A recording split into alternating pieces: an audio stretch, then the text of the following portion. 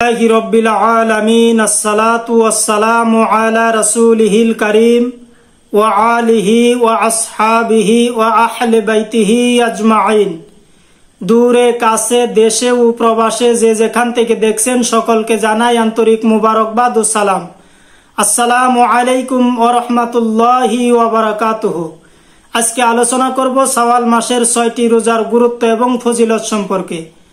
শাওয়াল মাসের 6টি রোজার গুরুত্ব এবং ফজিলত সম্পর্কে রাসূল আরবি সাল্লাল্লাহু আলাইহি ওয়াসাল্লাম ইরশাদ করেন, যেটি সহিহ মুসলিম শরীফের 1164 নং হাদিস শরীফের মধ্যে উল্লেখ আছে। সিয়াসাত্তার অন্যতম কিতাব সুনানে তিরমিজি শরীফের 759 নং হাদিস শরীফের মধ্যে উল্লেখ আছে।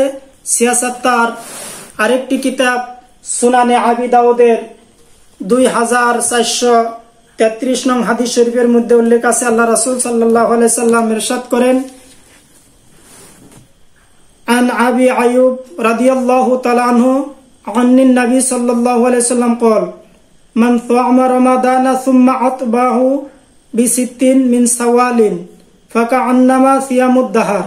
আল্লাহ রাসূল সাল্লাল্লাহু আলাইহি সাল্লাম ইরশাদ করেন, যারা রমজান মাসে রোজা রাখার পরে শাওয়াল মাসের 6টি রোজা রাখলো তারা যেন দীর্ঘ একটি বছরই রোজা রাখলো। সুবহানাল্লাহি ওয়া বিহামদিহি সুবহানাল্লাহিল আযীম। অতএব আল্লাহ রাসূল সাল্লাল্লাহু আলাইহি সাল্লাম সহ সাহাবায়ে কেরাম, নবীজির আহলে বায়াতগণ সকলেই এই শাওয়াল মাসের 6টি রোজা রাখতেন।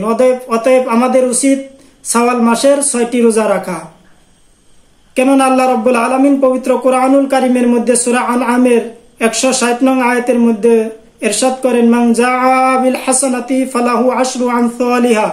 আল্লাহ রাব্বুল আলামিন বলেন, যখন কোন মুমিন বান্দা একটি নেক আমল করে, ওই নেক আমলকে আল্লাহ রাব্বুল আলামিন 10 গুণ বৃদ্ধি করে দেয়। সুবহানাল্লাহি ওয়া বিহামদিহি সুবহানাল্লাহিল আযীম। অতএব আমাদের উচিত বেশি বেশি করে নেক আমল করা। আল্লাহ রাব্বুল আলামিন যেন আমাদেরকে, সমস্ত মুমিন মুসলমানদেরকে যেন শাওয়াল মাসের 6টি রোজা রাখার জন্য তৌফিক দান করেন। সকলে বলেন আমিন। ওয়া আখিরি দাওয়ানা